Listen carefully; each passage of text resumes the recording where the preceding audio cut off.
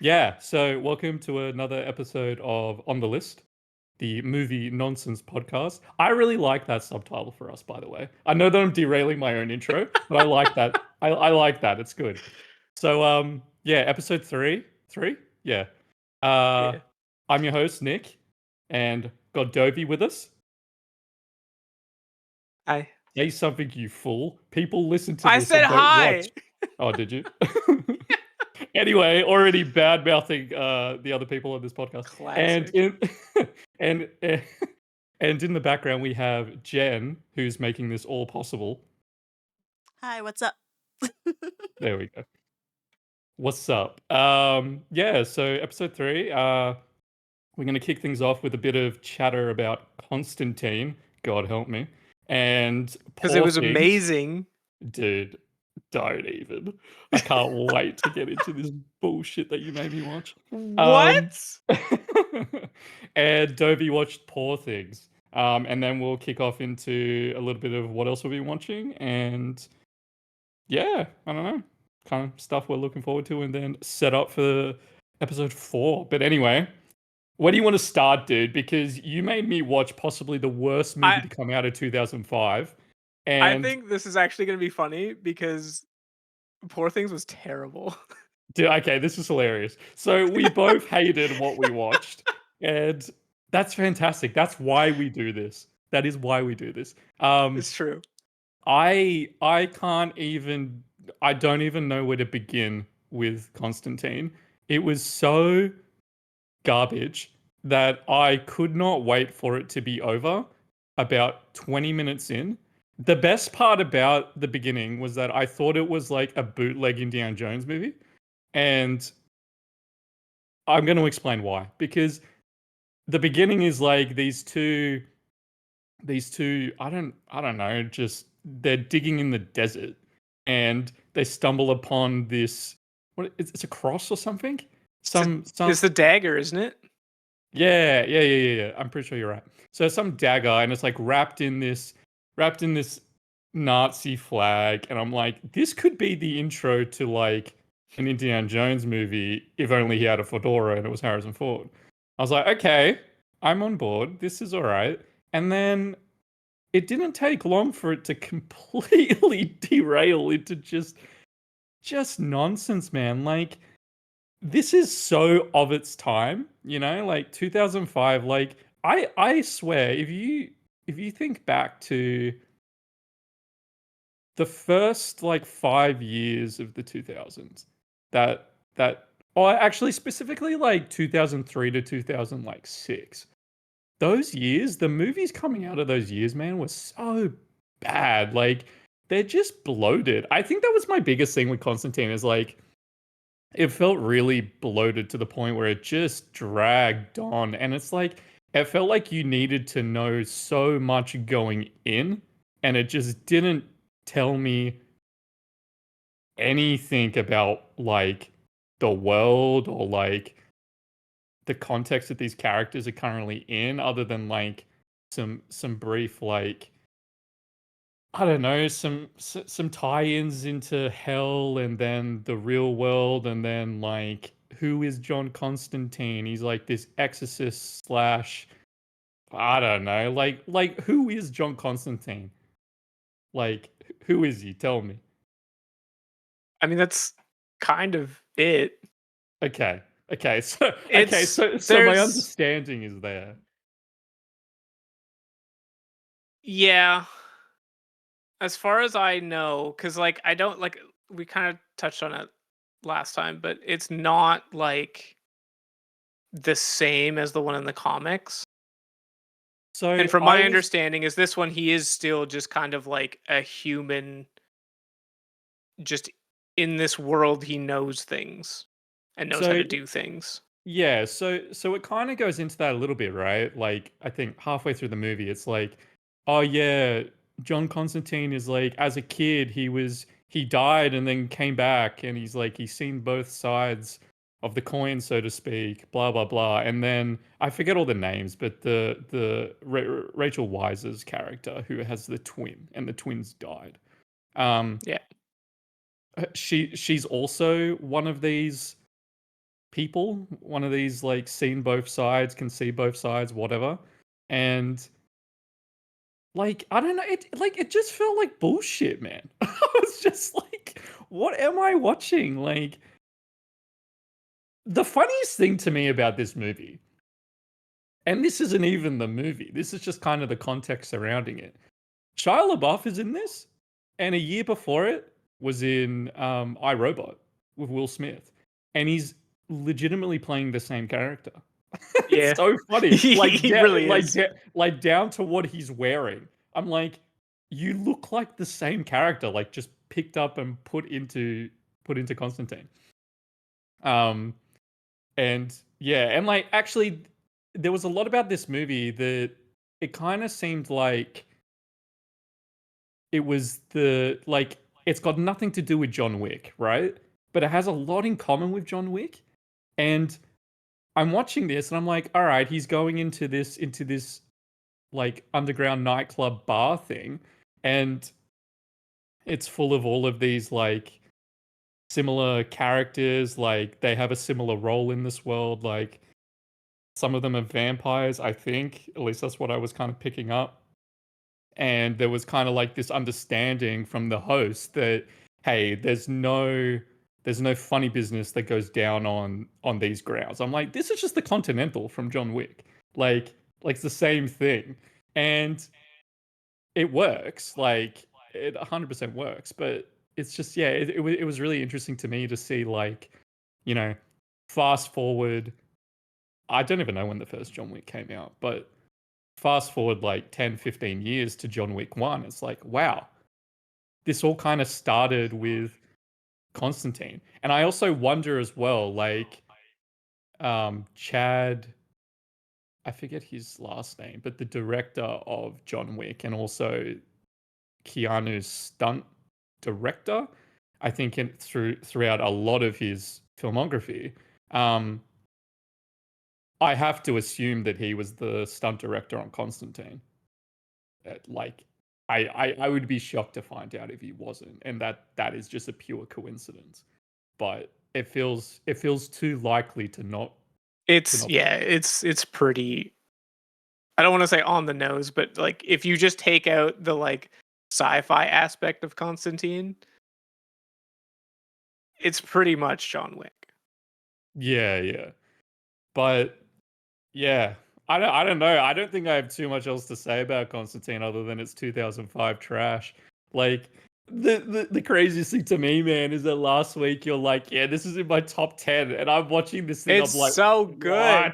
what? Okay. Why is it so good? Like, what am I missing? Because it's sci-fi John Wick.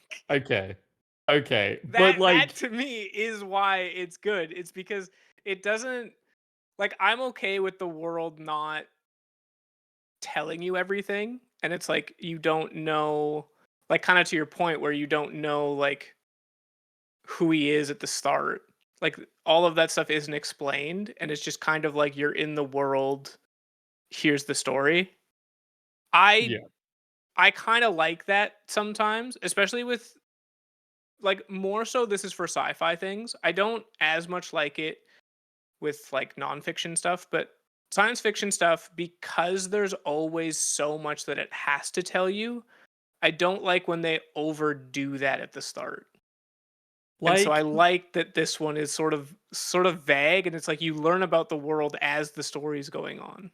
I just like I do like I kind of agree, but to your I don't think it does a good job of explaining itself when it has to though. Like it kind of has this aura around it where you know what Constantine is going in. And that's fair. Like, the people watching a Constantine movie in 2005 are probably Constantine fans. Okay, cool. To the same degree that anyone going into the first X-Men movie is, an X-Men or Marvel Comics fan.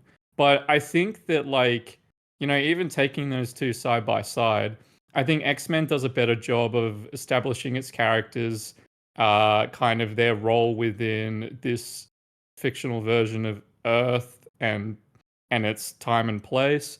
as well as like kind of the fight against evil, for lack of a better term, that Xavier and the school and all of those characters are up against, and the antagonist in Magneto, but he's like kind of like, is he an antagonist? Isn't he an antagonist? I just like, I feel like all of that core meaty substance is like, it's there somewhat in Constantine, probably, but it doesn't go far enough to reveal itself to somebody that has zero understanding of who this guy is or what this world is, beyond the fact that they do a flashback where it's like, hey, this is a character that has cheated death, I guess, or he's like, he's seen both sides, he's trying to work his way into heaven, like kind of be able to get his ticket to punch into heaven.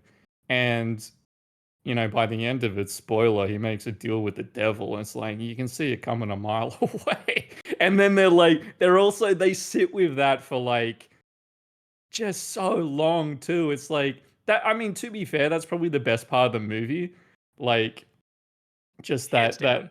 yeah, like that exchange between Constantine and Lucifer, and then Tilda Swinton's character, like this angelic angel, whatever. Like, there's there's something interesting happening there, but yeah, I just don't think it does a good job of establishing itself for someone like me that has no context going in. But I would even wager for like fans of Constantine, like, I know that you like it, but I don't know, like, is this like, how's this compared to Constantine in the graphic novels? I don't know. Okay. I will say though, like, even when this came out, and like Rotten Tomatoes right now has it as a 46, and IMDb it's 7 out of 10. So like it wasn't the most well received movie, and it's one of those movies that I think like, and this might be hard because like you said, it's kind of a movie of its time. When you watched it in 2005, most people didn't like it, but then like as time has gone on, I think people have appreciated it more for things. I wonder And if so also part. Sorry, you go. I don't know what it would be like to watch a movie like that, like again, brand new in this time. Yeah, no, totally. I also wonder if like part of its staying power is almost the prominence of Keanu through the years, like, and less so Constantine. Like, I'm sure that Constantine has a very core and established fan base. Like, of course it does. Otherwise, why would you even make a movie about it in 2005? Let alone skirt around the idea of doing a sequel, right? Like, it's obviously got a very dedicated and passionate audience. But So I'm gonna chime in here because Constantine is a supporting character for like a really long time. He actually showed up in The Swamp, issue 37. So like when he first showed up, he's a detective and he's supposed to be like warlock, occultist kind of stuff. It wasn't until like 1988 he was given his own title, and even then he wasn't actually super popular until he showed up in like Justice League Dark. And that's when DC started to go more in the dark comics, is when he kind of shined the most, because his interactions with like the other Justice League characters. So like Batman, they were like, "Oh, Constantine is more darker than Batman," kind of thing. But he's like an anti-hero. And then everybody loved his character because he showed like wittiness and stuff like that. And that's how he kind of got his movie and stuff like that, because of how refreshing he was compared to like the other Justice League characters. And like also this is a fun fact that I wanted to tell Nick. He fucked King Shark. Yes. Yeah, they dated. Yes. That is canon. That is canon. Oh, bro. Yeah, they dated. Constantine. See, where was that in the movie? That's what you wanted to watch, Nick? I think you're Yes. watching the Like- wrong movie. Dude. Like John Constantine is actually the comic book I'd character have more that has memories of the movie. he has more Riz than most characters in the DC comics because his like list of lovers is amazing, and also like Zatanna is one of his lovers too. So how like also like how old is he? Well, Like I, is he one of these things where he's like, he's actually like the age of Keanu Reeves in the movie, like he's like 30 or 40, or is he kind of in the hundreds? Like he's he's kind of been around. 58 years old. Right, okay. So he's kind of But just in the normal. movie, he's 35. But Yeah. John Constantine, because he travels back and forth between like purgatory, hell, and the world, Yeah. he's actually kind of known in DC as the one character that's unkillable by anyone. So so there's some discussion in the comic world that he is the most powerful person ever Like because of his I think knowledge and dark magic. That's why. But he's also a detective. So he's on par with his detective solving skills as Batman. But for magic. I mean, but like, okay, he's a real that's a really interesting point. Where the fuck was any of that in the movie? Like, he That's is not I a mean, it's detective in that movie.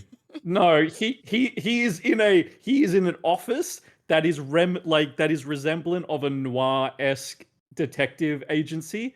But dude, he's doing no detective work. This guy no, is but going he around doing always some knows what's to exorcisms. he always knows what to do and And goes and how's does that it. make him a detective? That's no different to just being an exorcist. I know what to do. Look, there's a demon in this poor girl in this apartment building. I'm just gonna walk in and be all high and mighty because I know what to do. Oh, by the way, I'm a detective. I'm actually this super sick sleuth. Okay, but what would you have Gumshoe. wanted to see detective wise? No, but this is my point. I didn't know any of this. Right, but like This is my that's what I'm point. The saying though. movie Like it, doesn't establish any of this well but the enough. best detectives Hmm. don't have to do much detective work. They look at something and they go, "I know this is going to lead to here, so Yeah, I'm but going to you get ahead still of it." know that they're a detective. This is my point. Batman, you know he's a detective because he does detective work. He'll be on a crime scene or he's looking for clues, he's finding clues, he's discovering information. None of that happens here. Right, As but I, if you're a detective for supernatural things, you're not going to be at typical crime I, scene things. I mean, I wouldn't say that that's true.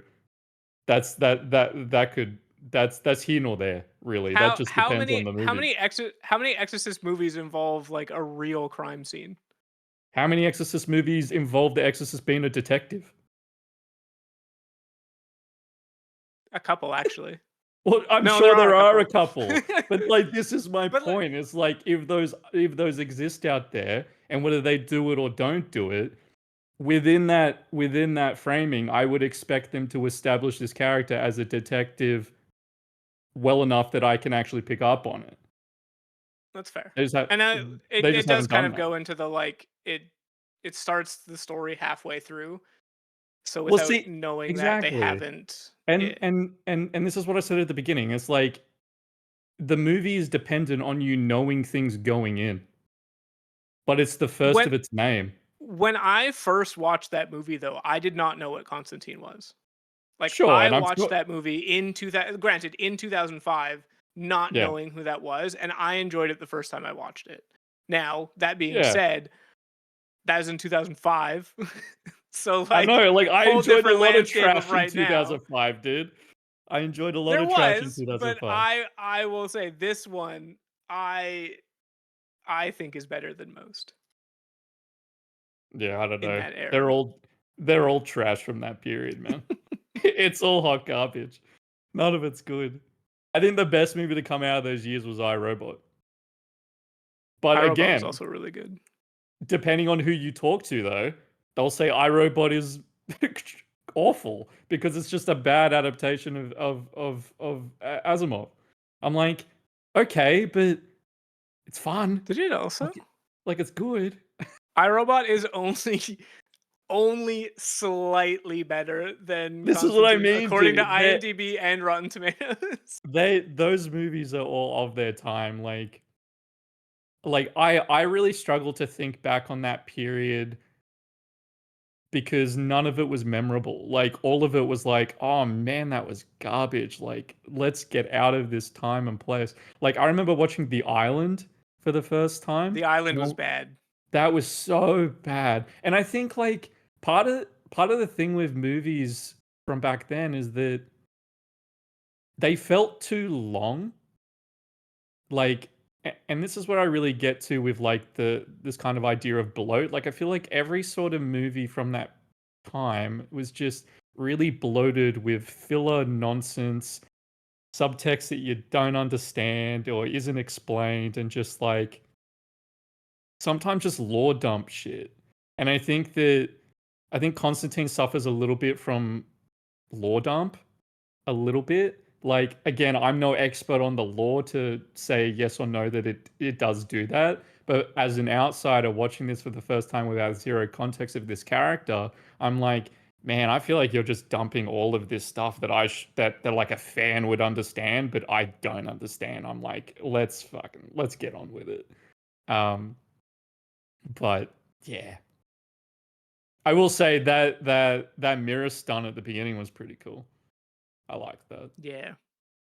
Just seeing Keanu up against the edge of the bed, just pulling almighty, dude. I'm like, this is unreal. This is actually sick. That and Yeah. I still think it's one of the best representations of Lucifer. Yeah, in a movie. I don't think I've watched too much Lucifer representation kind of across movies or time. Like I haven't seen the TV show Lucifer. I haven't seen that many movies where Lucifer's implied or anything like that. Like I've seen movies with the devil, but it's You've never usually just seen Meet Joe Black? no. No, I have not. Hmm. Is that the that's not the It's the one one with with Brad Pitt Brad Pitt and Harrison and Ford? Anthony Hopkins. Oh no. What am I thinking? Oh, I'm thinking I don't. Devil's Own. Oh, okay. Harrison Ford and Brad Pitt, pretty sure Devil's Yeah, Own. this is Brad Pitt and Anthony Hopkins.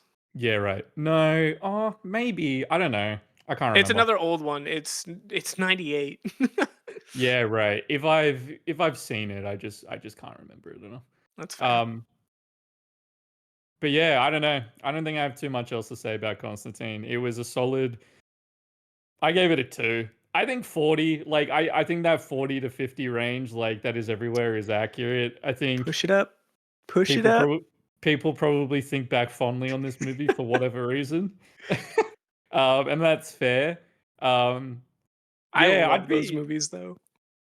I'd be interested in seeing what the hell a sequel is for this, like in the current landscape. Yeah, like yeah, I don't know, because I'm so out of the loop on Constantine over the years, but like if he's stuck around, hasn't stuck around, remained relevant, like I don't know if they still do comics and stuff about Constantine. I have no idea. Like He's actually more relevant more than ever now because Yeah. the Okay. Justice League Dark animated series is popping off like crazy.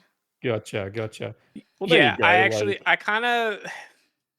I kind of think that if they did do a sequel now, it would be something that like I don't think I'd like, because I think they'd tie it into the Justice League and they would bring that in and they would try to make like a big thing out of it instead of doing like his own thing. And I think that's what I liked about it, is it's his own thing. Well, the fact that You know what his it'd be- lore was the Swamp and Hellblazers for the Constantine movie, but now after the Constantine movie, his lore has exploded to like a lot more. Like even him being bisexual, he's done it with demons and angels as well. Like everybody knows that he's fucked anything that he can. Like he's competing with Loki on who he can fuck. Yeah, right. Classic. You know, like where I could see a character like Constantine in it's DC, right? Like he's DC affiliated. Yeah. Isn't he? Yeah. You know where I could see him fitting into the scope of like DC in the future? Because like consider this, right?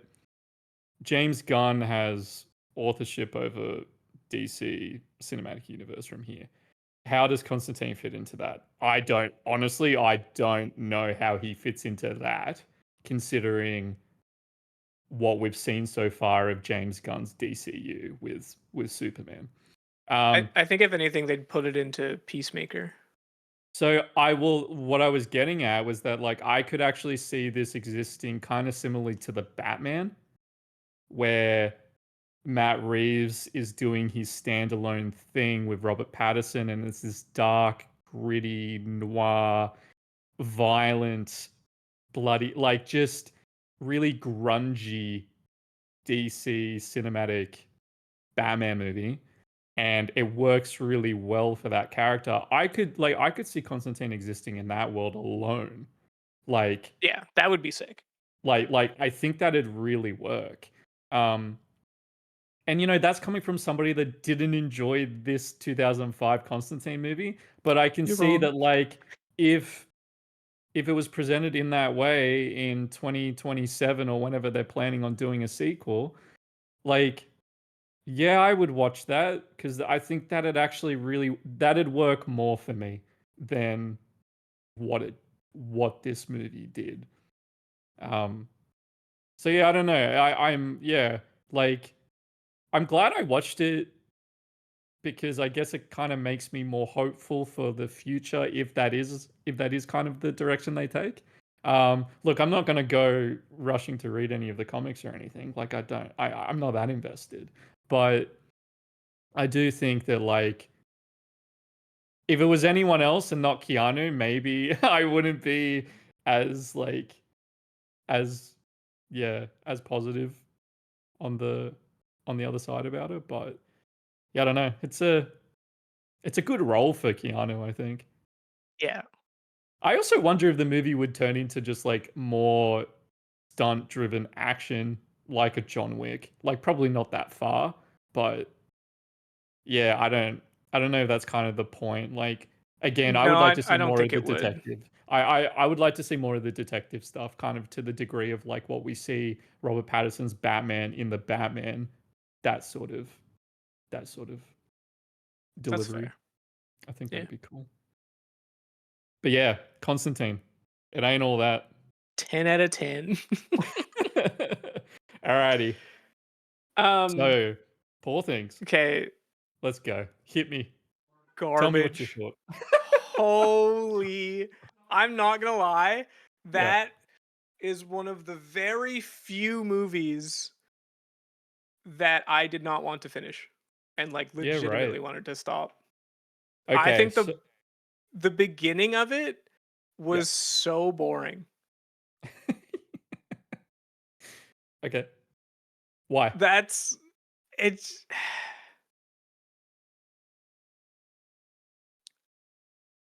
it's kind of like nothing was happening Mm. and I didn't understand like it was almost like too like trying to be too artsy just for the sake of it.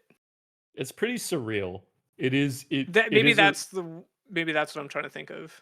yeah, it's pretty surreal in the way that like to me when I watched it, I I likened it to a Wes Anderson movie. Um less less I don't know what the word is. Like it's like a Wes Anderson movie, but it's also nothing like a Wes Anderson movie. Like it Yeah. is very much its own thing. Um Yeah. I think like it's very much like his other movies. If you've seen um Kinds of Kindness, if you've seen Dogtooth, Lobster, I think he did testing memory here. I think he did Killing of a Sacred Deer. I think that was him. Um I'm not sure on that actually. That may not have been him. That's probably his most grounded movie, which is weird.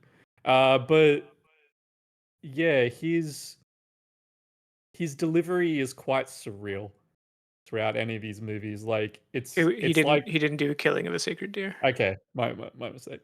The there's like there's a certain absurdity to his to his direction, and I Yes. think yeah, and I think the things that he has his characters do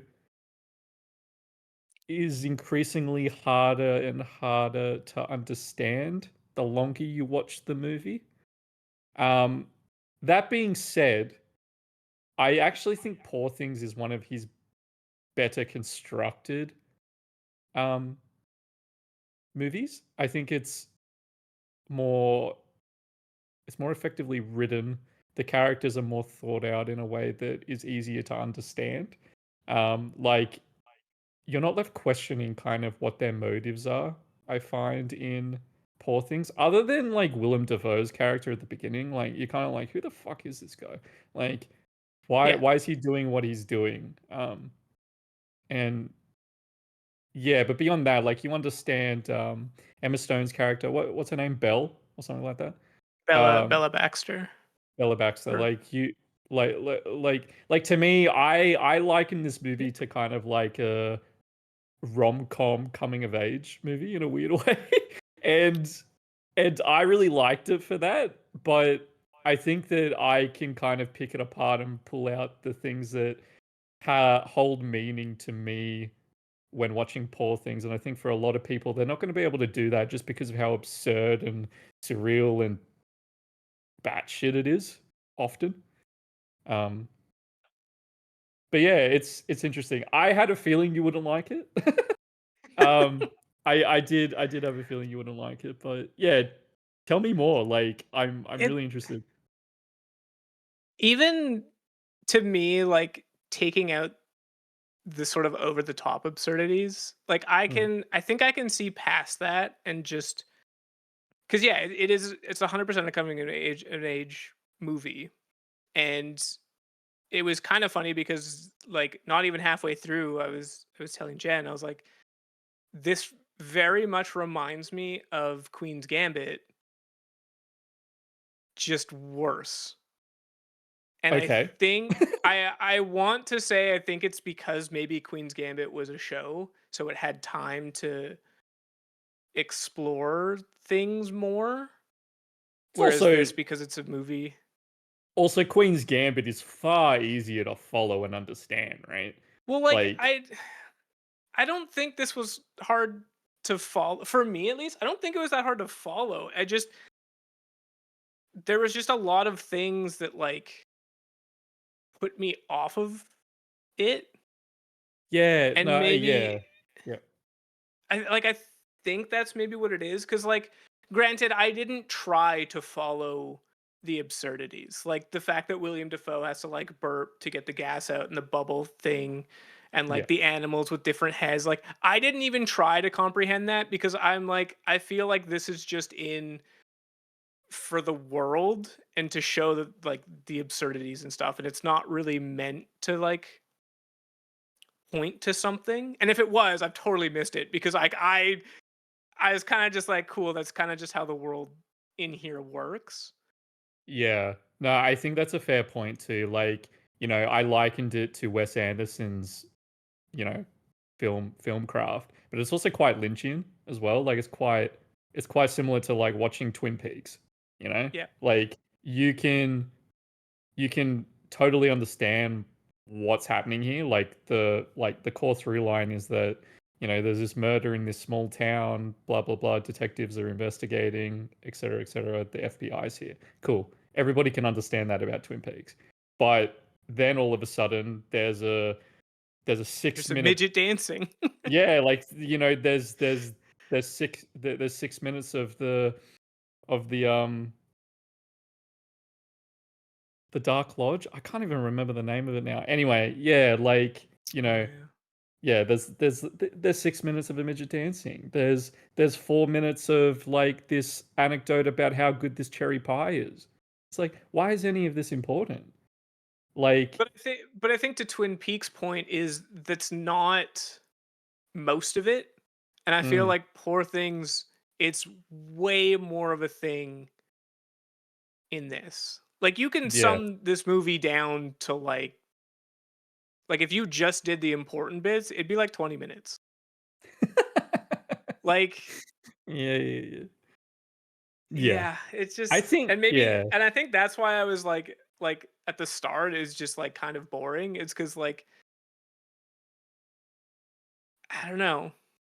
You've got to be in the right headspace for any movie like Poor Things, but even Yes. then, I think it takes a certain type of viewer to really to take it in and process it and then acknowledge it for what it is. And then even then they'll either be, yeah, I liked it or what the like Yeah, what is this? this is not a 5 out of 10 movie. It is either a 1 out of 10 or a 10 out Yeah. of 10.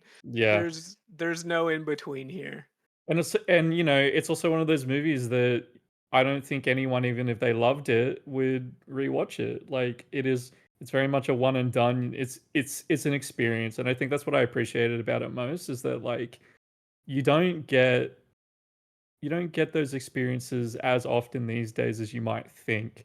In kind of like in mainstream movie sort of I want to go to the cinema on a weekend and watch something that is truly gonna change Make you think. change yeah, really make me think and change how I view cinema as a medium.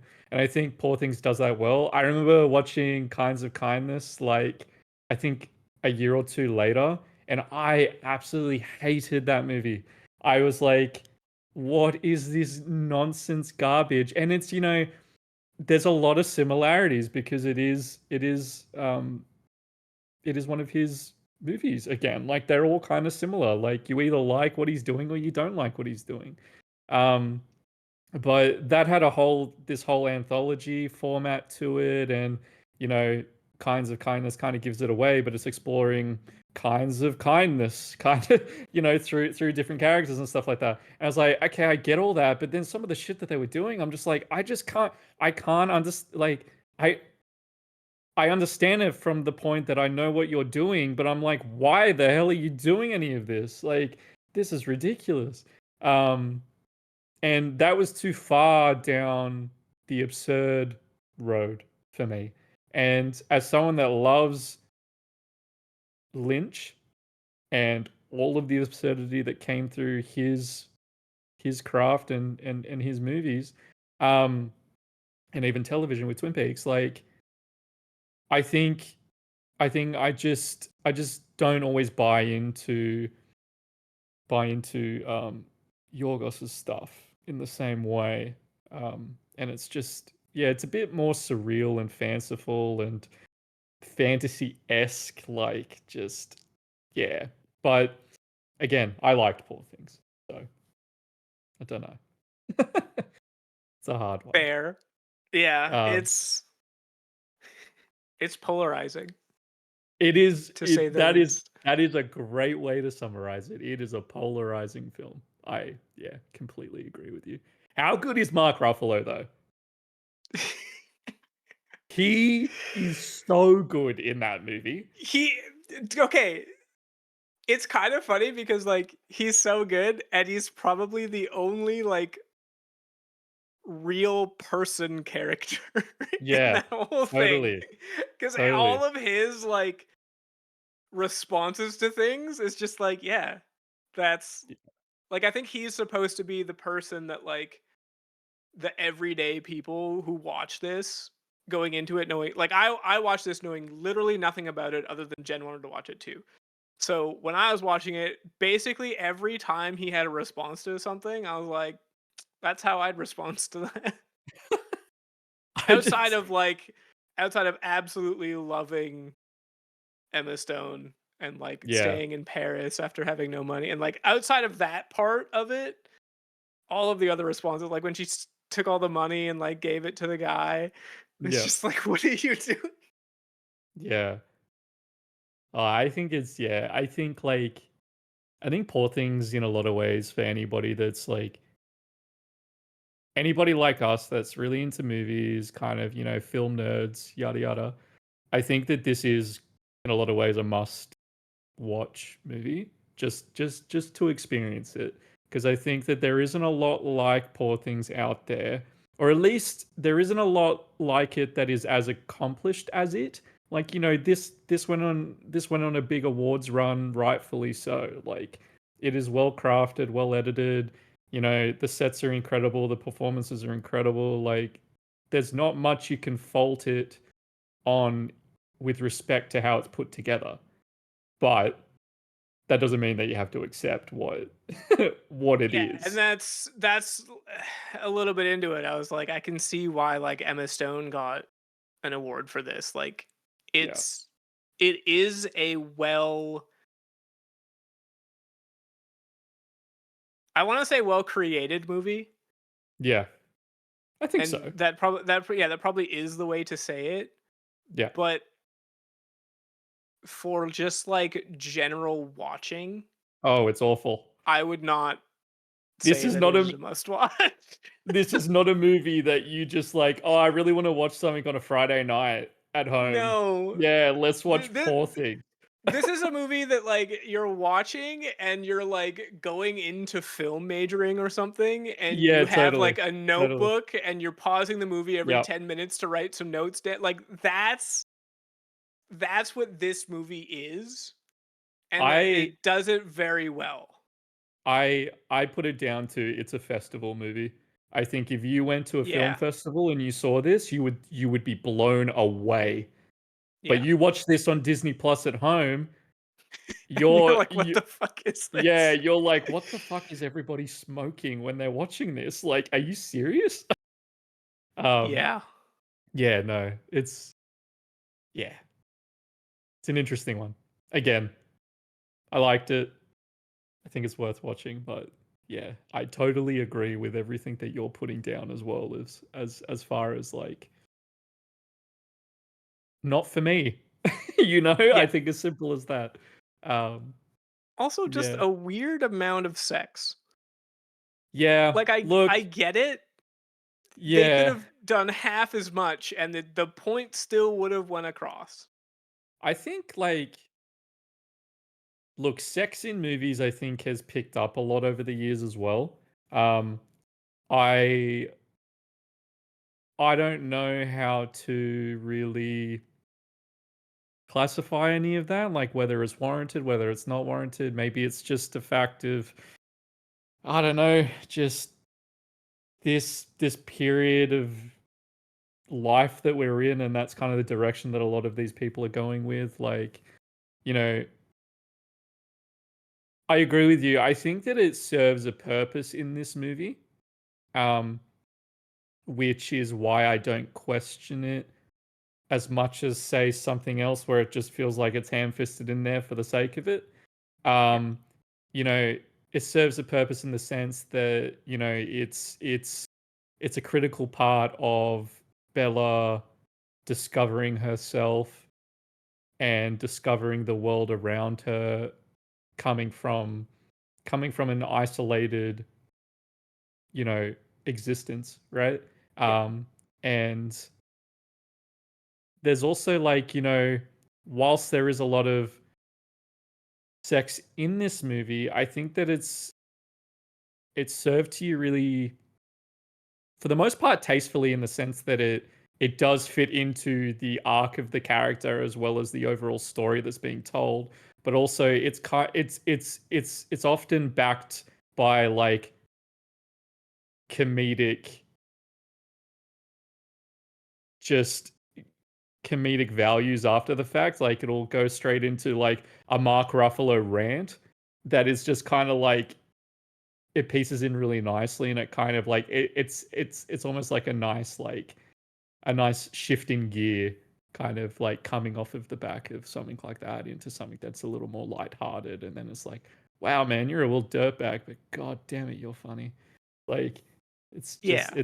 it's nice. That's It's good to that's watch. fair. And I will say like it does it probably the best. Like I know there are a lot of movies that just like they put a sex scene in and it's like if you took this out, the story doesn't change.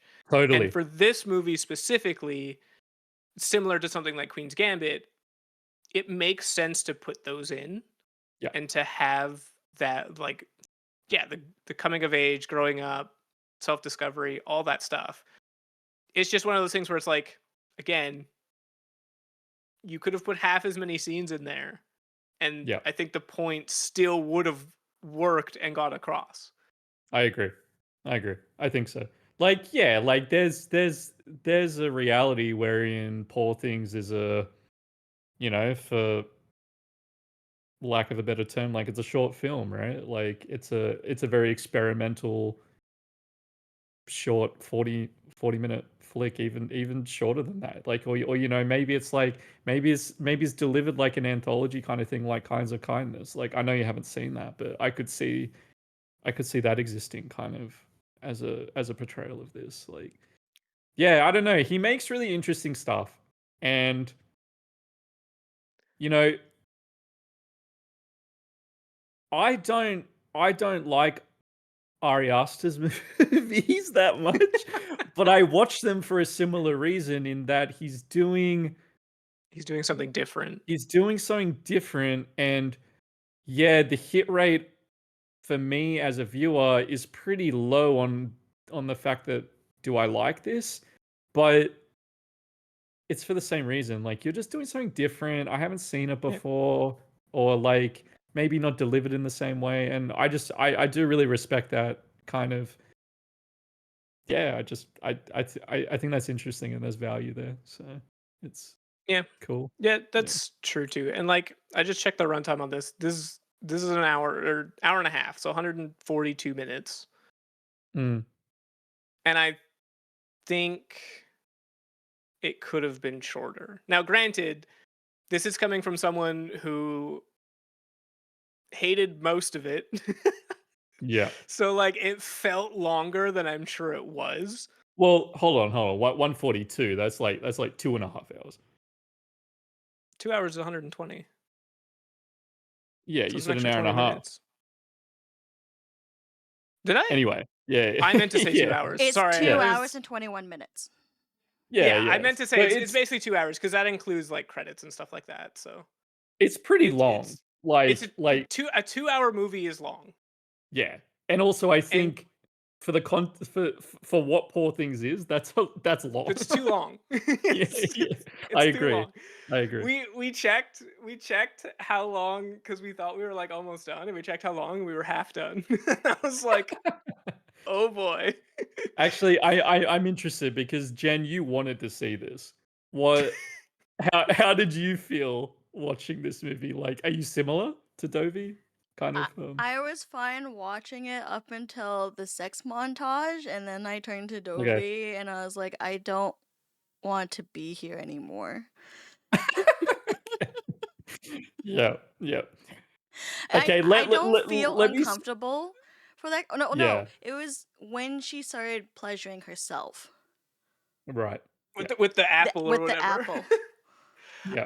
I will to add to the whole like sex thing. I think to be fair, it's probably in there at this amount as well because I think this movie is supposed to be like get you talking in your face Yeah. real part of it, and I think that like the reason there is so much of that in it is because to be fair, most of the time when a sex scene comes up like that, like it's the most sort of impactful part, not for like the story or anything, but just like for someone watching it. It's Like as confronting, soon as that right? comes, yeah, it's confronting, yeah. Yeah. Yeah, and Yeah. coming from a female, watching this movie, since this is a coming of age for a female point of view, it's very Mm. uncomfortable because when you're a female, most of the time, you're not allowed to explore these kind of things. And you're not allowed to be open about talking about these things. So a lot of the times when Bella is like, oh, am I not allowed to talk about this because it's not polite? Or when someone shuts her down, she's like, oh, I know I'm not being polite.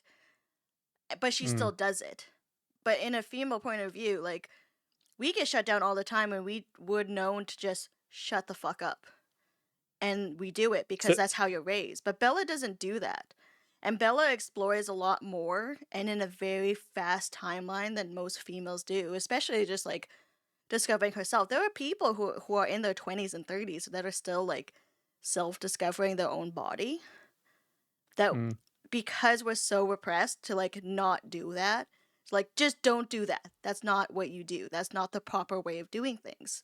But Bella is more of a like an accepting character, and it's Mm. like Yep.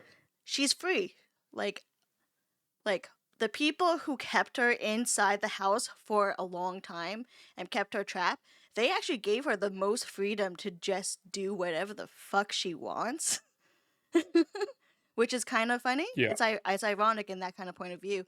Like, even when she left, like, her caretaker was just like, here's a shit ton of money in case you need it. I know that you want to go. And she drugs her fiance, and he's all like, okay, have fun. I can't stop you.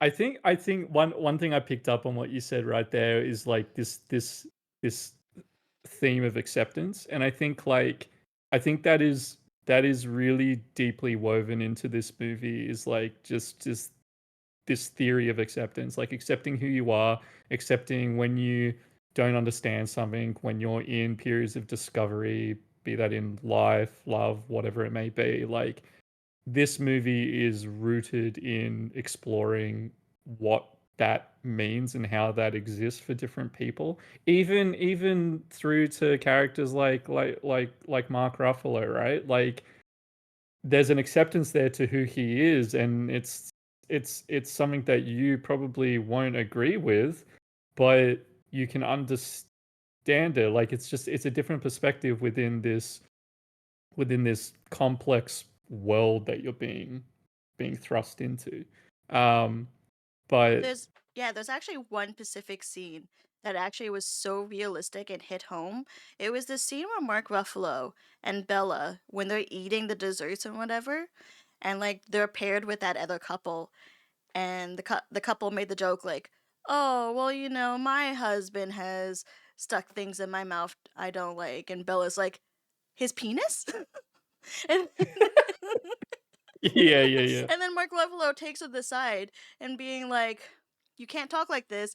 Here are the 3 phrases you're allowed to say."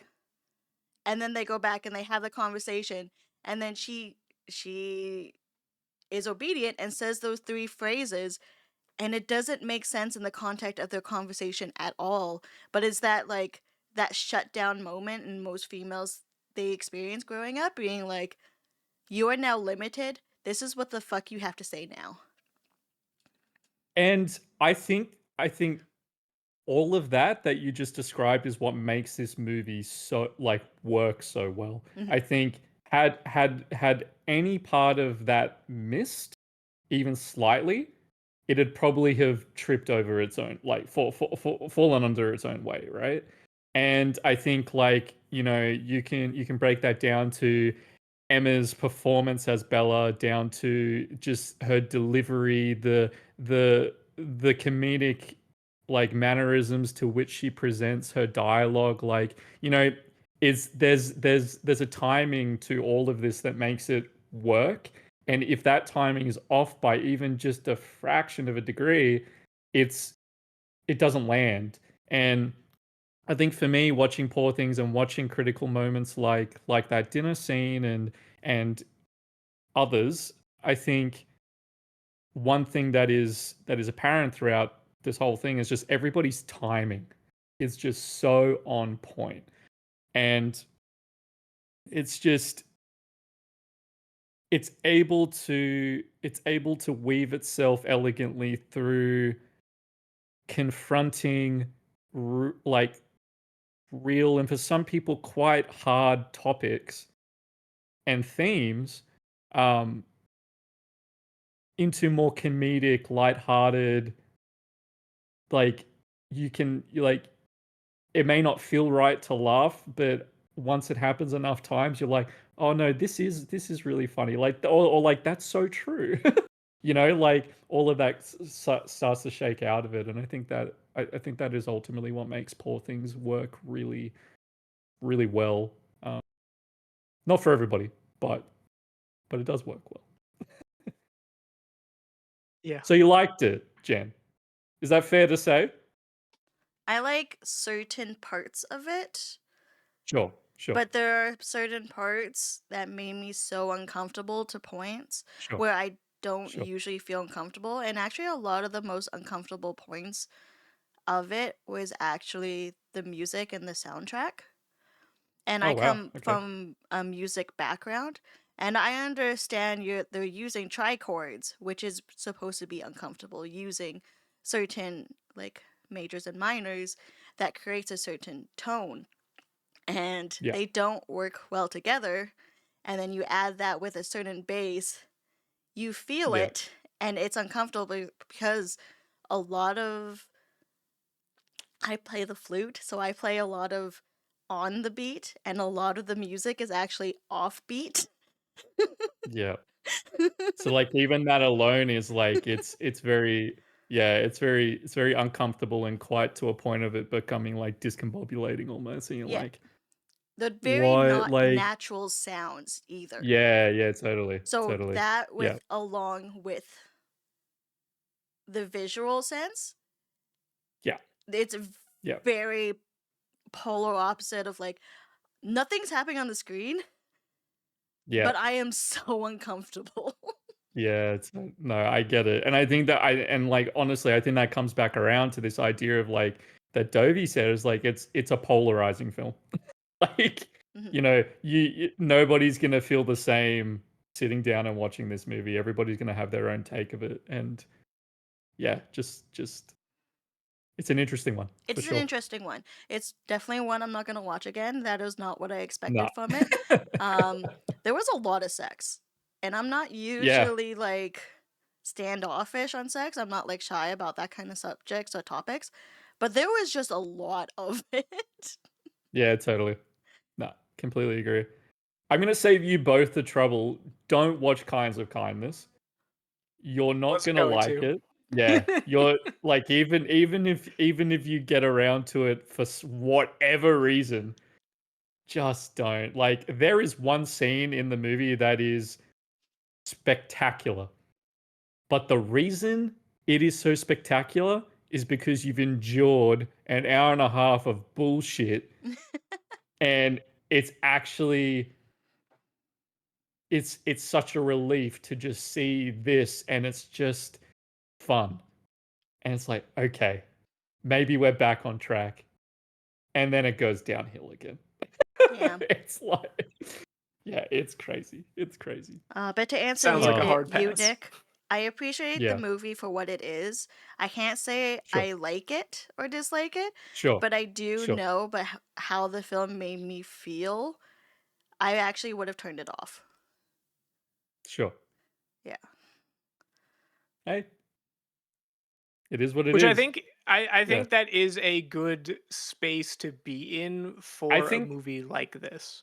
I think that's probably also part of the point, Yeah. you know? Yeah. I think with a director like this, like, he's making movies that are going to be confronting, they're going to have highs and lows, they're going to go this way and that way, and it's not going to work for a majority of people. Like, they're very art house. Like, he's built himself a reputation on delivering complex characters within increasingly complex worlds and surroundings that they're hard to understand. But I think he does it in such a way that it does, like, you know, it's kind of astonishing that a movie like Poor Things can have such a wide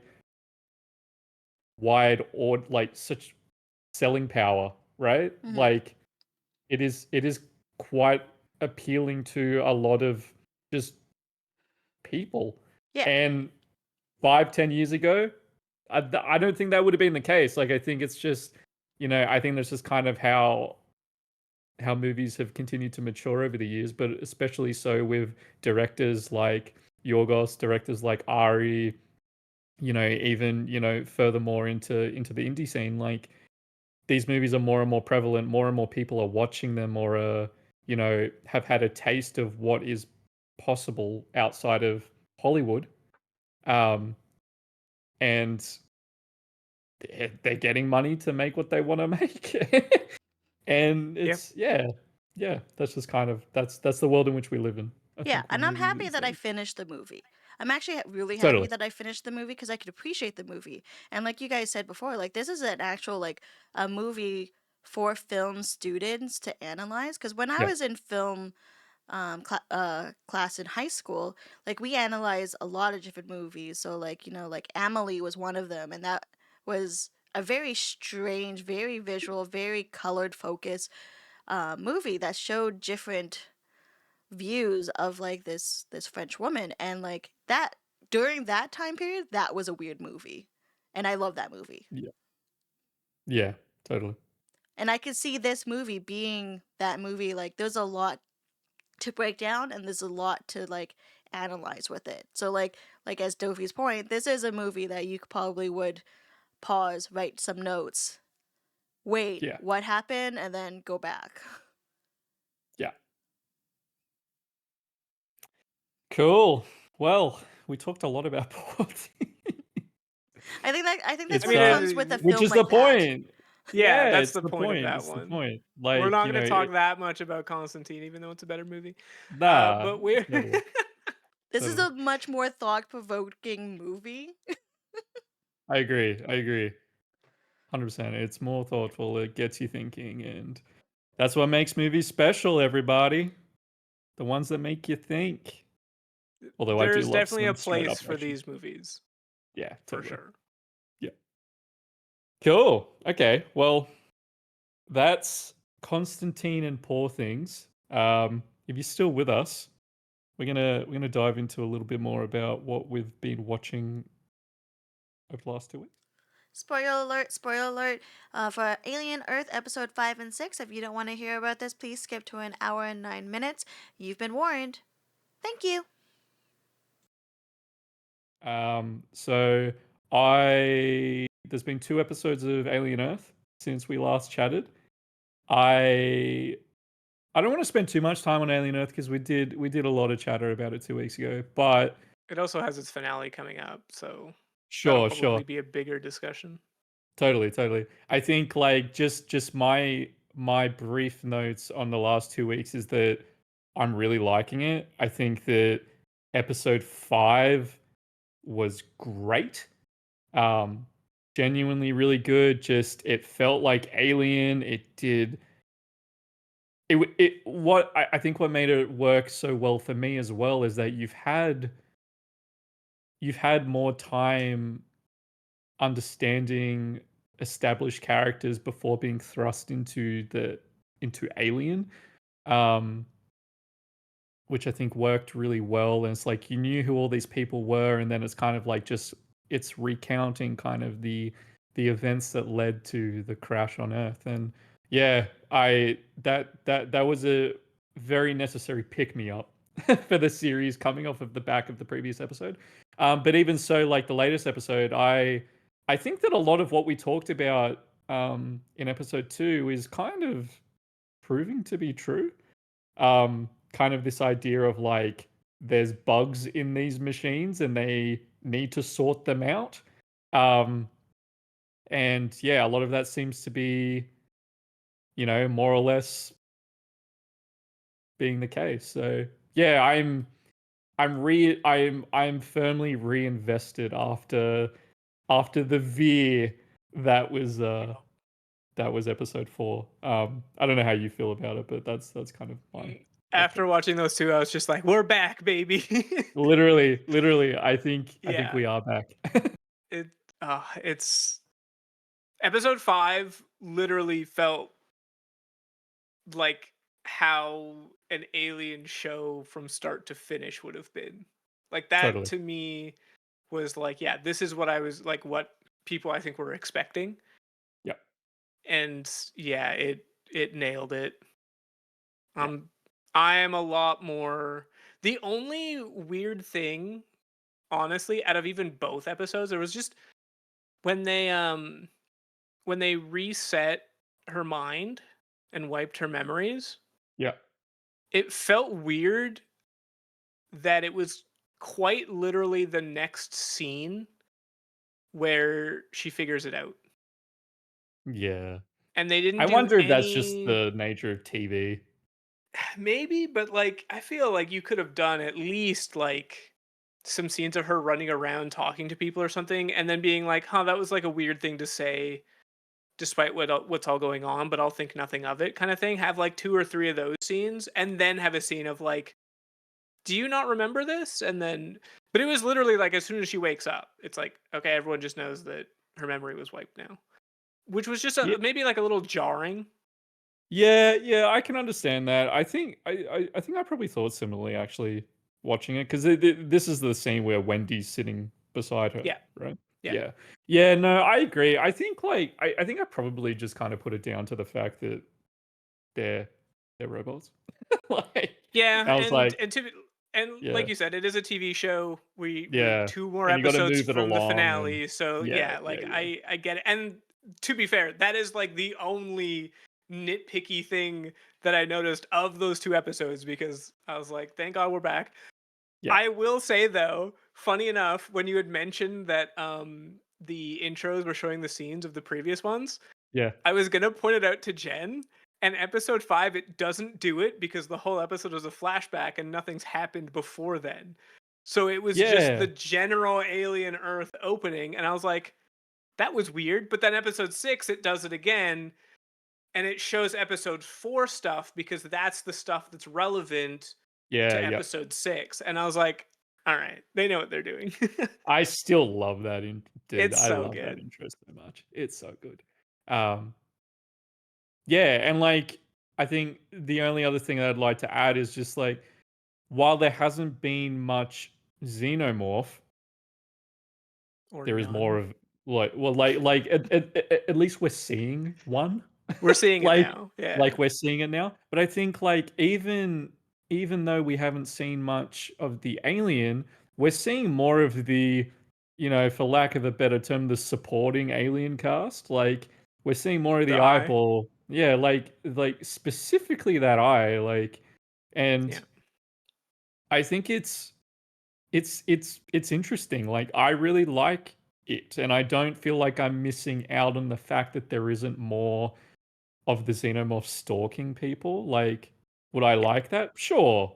Do I feel like I'm missing out on anything? The fact that it's focusing on these other aliens? No.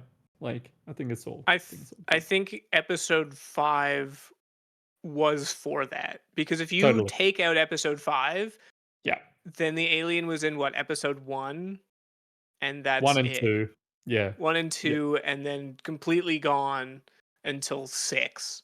Yeah. So I think 5 was that, and it was a good like refresher of like, hey, yeah, this is still like still a xenomorph sort of thing. But yeah, the eyeball thing is cool, and I think it's something different. Like you don't really see because it's essentially not really doing anything, Mm. but you know that it could be doing something. Like it's Yeah. they've established that it's like it's crazy smart, but it's not like over pushing.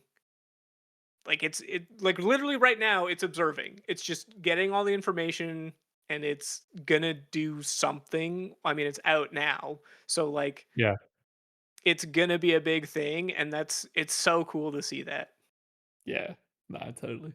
No, I like it. I definitely encourage people to watch Alien Earth at this point. I think, there's yeah. Is there one episode left or two? Two. I Two. think it's two. Yeah. Yeah, There's a there's couple 2, 8 episodes total. left. Yeah. Cool. Yeah, so I think it's relieving to know that it's good. Like it serves as something, and it's not just money grab sort of, nonsense Yeah. that doesn't need to exist. Um cool. Yeah, what else have you been watching? Anything? We started watching Sandman again, Oh yeah, despite finishing the that up. first episode being not the best Yeah. in my opinion. But the second episode we've only watched 1 episode after, but Okay. it's definitely gotten back to a point of like I want to keep watching it. Cool. Sweet. So Have you yeah, got that's good. much more of that to go? I believe it's all out. I will say as I I think look it's for how it's many episodes finished. there Like, are. yeah, So like that's it's the finished. thing. So they've canceled it after this season, but it was Yeah. known to be canceled before the season even came out. They were like, "This is the last season. That's it." And Right. I will say that kills a lot of hype. Sure. Wait, hype So for what? hype For for just season like, 2 coming well, out. no, just for like watching it. So Oh, there's fair, 12 there's fair. 12 Yeah. episodes this season. So like we got a lot to Okay. go. That's a bit longer actually, yeah. Yeah, I thought it was going to be Yeah. another 8 or something. Yeah. But I will say like it's watching a show, you're like, and this kind of goes for like any show. It's like you're excited to see what's going to be happening, Yeah. but already knowing that it's canceled, it's kind of like Yeah. it's almost I like irrelevant what happens because you know it's just gonna end. I know what you mean about the, like, it yeah, it's like, it kills the hype. It, like, it just kind of, like, it persuades you almost to not get around to watching it. Yes. Like, it's always gonna be there now. Yep. That's the kind of And mentality that it's you fall never you're into. never going to fall behind watching it because like Exactly. there's no more. Exactly. That's it. And I think, like, to probably in my mind, when you say it loses its hype, it's like, it just loses its relevance in the conversation, and Yeah, it's I think like, that. I even if I watch this now, who am I gonna talk to about it? Yeah. Like, it doesn't matter. I'm just Yeah. watching it because I wanna watch it, and I can do that at any time I want. Exactly. And you can't even like, oh, like speculate what the next season might do, like Exactly. how, Yeah. yeah, there's none of that. It's just like, Yeah. okay, Cool. which is very Well, unfortunate because I am liking it, but well, hopefully it carries that through to the end, and it's a good 2 seasons, you know? That's the most you can hope hopefully. for. Yeah. Yeah. What about you? What have you been watching? Um, I watched the Indie trilogy last week, just as a bit of a rewatch. I was so the latest DLC for the indie game came out, Mm. and I was like, "Oh hell yeah!" So I like jumped into that. I was like, "This is sick," and I was like, "Man, I want to watch Raiders." So I watched Raiders, and then I watched Temple of Doom, and I was like, "Man, Temple of Doom ain't all that, but it's still a good time." And then I was like, I needed a palate cleanser after Temple of Doom. I was like, I'm just gonna watch Last Crusade and just end it. Um, and it's great. Like, I obviously I'm a big indie fan, but yeah, they're always a comforting trilogy to watch. I don't know that I'll go to the length of watching Crystal Skull again. Like, I have it, but I don't know. I I can't didn't even even watch remember that that one. movie well, man. Like, I It's just I just know Shy is in it because he was the talk of the town, and yeah, I might just do it just to say that I've watched through the series again and Dial of Destiny and stuff like that. But yeah, that was fun. Did you watch anything on your list of things to watch though? Nah, No. No. nah, dude, No, nah. that would be that would just make too much sense. Actually, I mean, this was technically on my watch list, but I wouldn't say that like I was drawn to watch it anytime soon. It was like a 99-cent rental. I watched Clown in a Cornfield, which is a more recent What? slasher movie. It sucked. It was it was really bad. I wouldn't recommend it.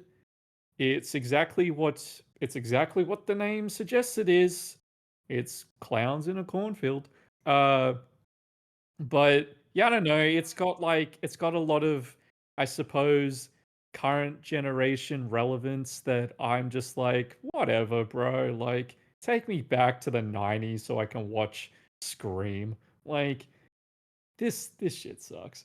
So yeah, no, that was pretty forgettable. I actually last weekend I went and saw Top Gun Maverick in concert, which was really good. Um, I love that movie. It's a perfect movie. 10 out of 10. No fault. It is legitimately a perfect movie. Um, and that's regardless of if you like the first Top Gun. Like, whatever. It just is what it is. And in concert, that is about as incredible as you can expect it to be. It is so loud. The guitar riffs just hit so well. Like, when the theme comes in, man, and they're flying those jets off the carrier, like it is it is good. Like it is hard not to like that movie. Yeah. So yeah, genuinely really, really good time watching that again. And yeah, I don't think there's been too much else. I still haven't finished Skeleton Crew. I'm kind of over it. So I don't like I might just chuck it on now and again as a kind of background thing, but yeah, it's no Goonies. It's trying and it's fine. But yeah, nah. I don't think it's not the greatest thing ever. It's no Andor. Let's put it that way. Yeah, it's fair. Um Yeah. Which I think I and still have to watch the latest season. dude, you I know. need to watch I know. I Andor. know. I know. You've seen season 1, right? I believe so. It's the one where they're doing they're taking down the dam. It's like this imperial dam or something, Maybe I something like didn't. that. Okay, if you haven't, seriously, you two should just. It's 2 seasons. I mean, Yeah, season. I've heard like insanely good things for it too. I mean, season 2 is like 16 episodes, but it's so good. Like, it is the best Star Wars has been in a long time. I would even go as far as saying ever. No, you're Like, wrong. No, dude, you're wrong. it is good. It is really, really good. Like, What's I it like don't being wrong? look, it's just you got to watch it. It's incredible. Um, yeah, no. So it's no, it's no, it's no Andor Skeleton Crew, but it's alright. It's fair. And yeah, I think that's about it. The only other thing I watched last night, this AKA Charlie Sheen, the documentary on Netflix that just came out. I saw that that was a thing. That I really enjoyed that. It is fascinating. Like it is really I don't even know how to describe it. Like it's exactly what you would imagine it to be. Like Charlie Sheen life is chaotic and pretty fucking crazy. Yep. And I think that it's really I found it to be quite impactful. Like not to the point where it's like telling me anything I didn't already kind of know. But I think like for him at this stage in his life and you know being I think he's like 7 years sober or something like now. Uh to just be able to look back on his life and the stuff that happened and the people involved in that and also just kind of hearing from them firsthand accounts and then also Charlie looking back and just being like I don't even know who that guy is but I know that it's me. So it's like it's not to the point where he doesn't acknowledge it, but it's like he's like fully like yeah, I don't know, just really it was a good watch. It was honestly a good watch. It's two like it's kind of it's a movie, but they've split it into 2 episodes, and both episodes like a hour and a half.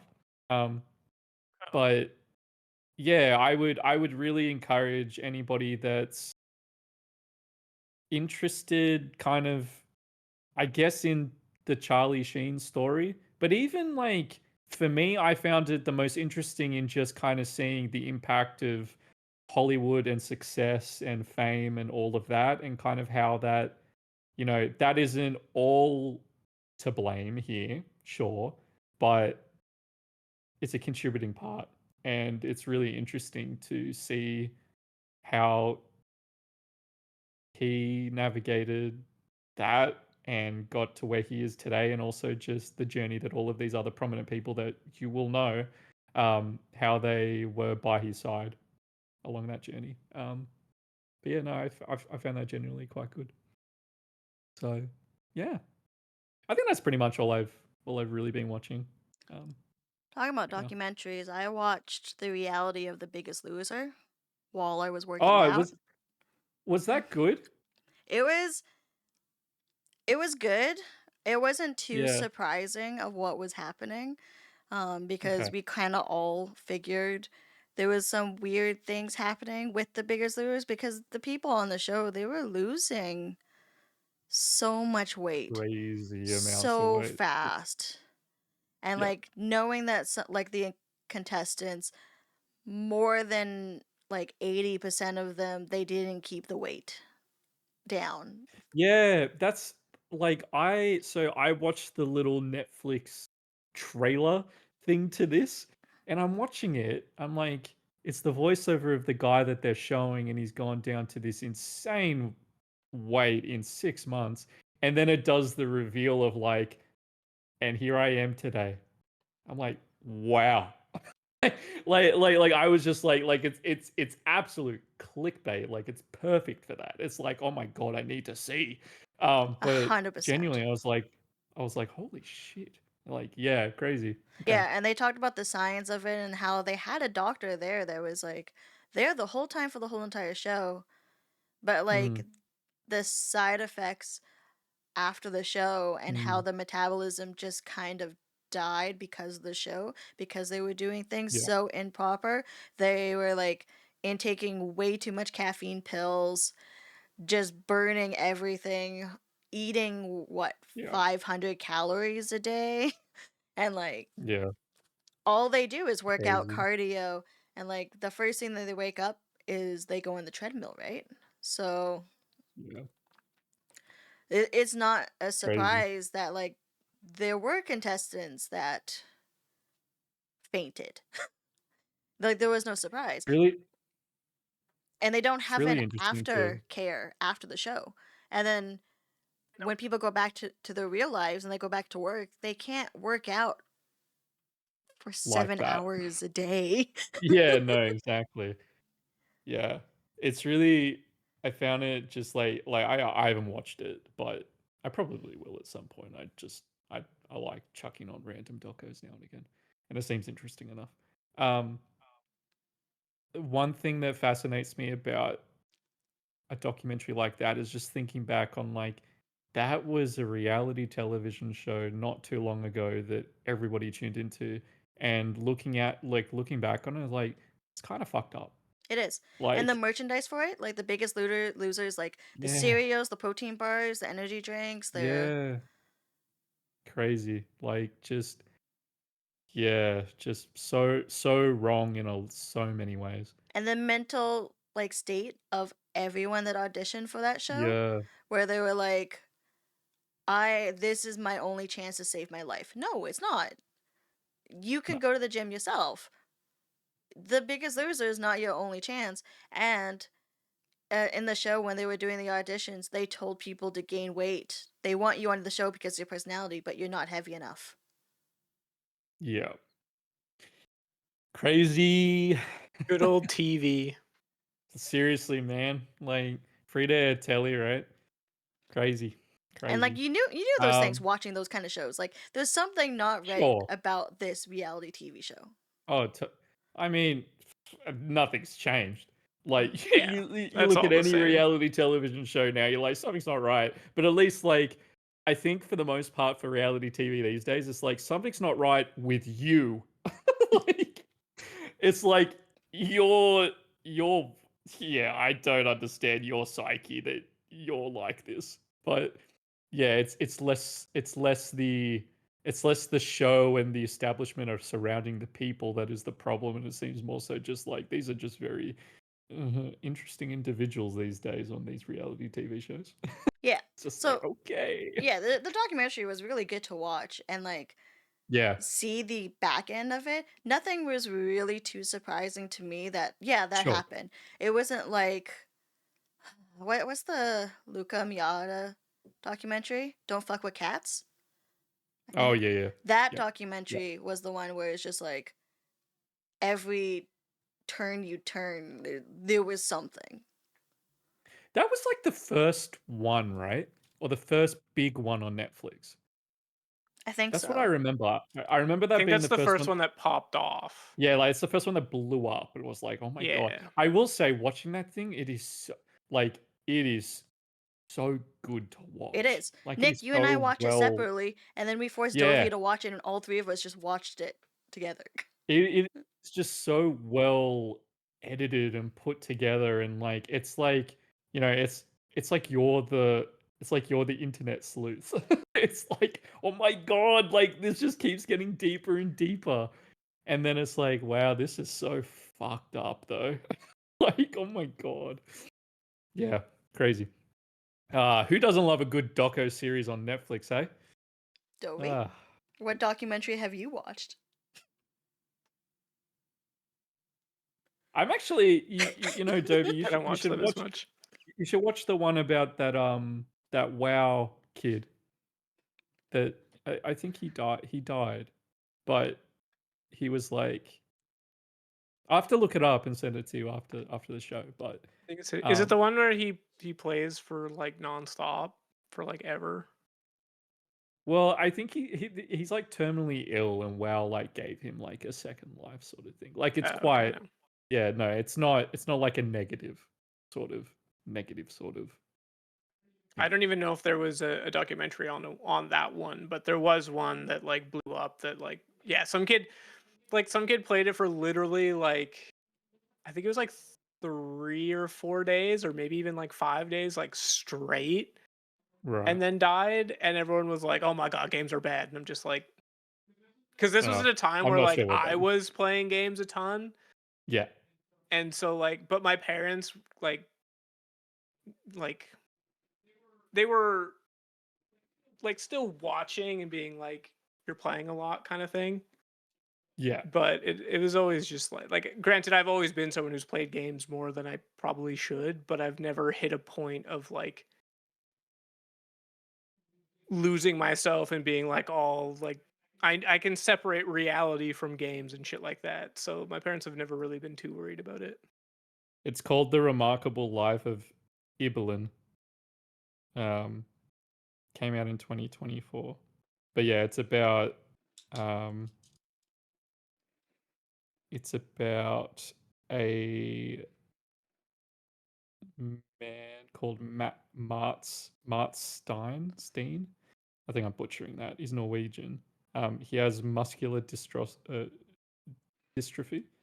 Um, and he just becomes increasingly unable to participate in everyday activities and stuff. So as a result, he spends most of his time playing World of Warcraft, and he develops a lot of friends and community through that game. And then he dies, unfortunately. But then all of those friends reach out to his family afterwards, and it's kind of about the ongoing legacy of him and kind of how That's that cool.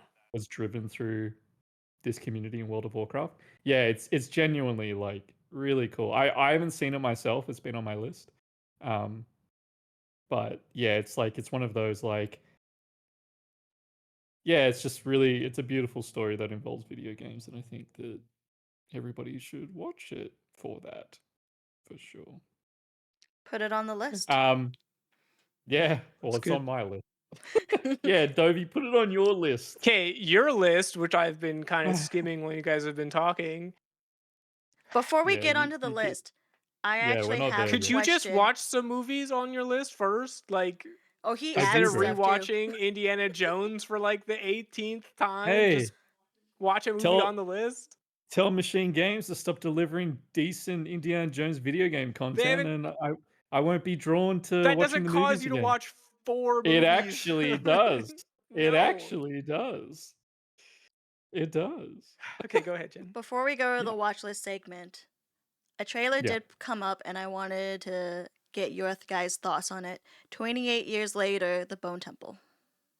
Okay, That's so right. I knew that this was coming. I haven't seen it. You're trolling. So But please tell me how have all you not about it. seen it?